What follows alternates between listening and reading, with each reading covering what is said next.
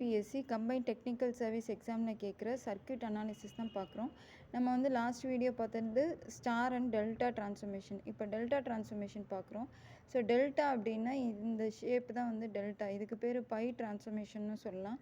So இப்போ வந்து இந்த 3 ரெசிஸ்டன்ஸோட எண்டும் வந்து ஒன்றுத்தோட ஒன்று கனெக்ட் பண்ணியிருப்பாங்க. ஸோ அதனால் இது வந்து டெல்டா கனெக்ஷன் சொல்கிறோம். இப்போ ஏபிசி. ஸோ ஏக்கும் பிக்கும் நடுவில் இருக்க ரெசிஸ்டன்ஸ் ஆர்ஏபி, ஏக்கும் சிக்கு நடுவில் உள்ளது ஆர்சிஏ, ஆர்ஏசி, பிக்கும் சிக்கும் நடுவில் உள்ளது ஆர்பிசி.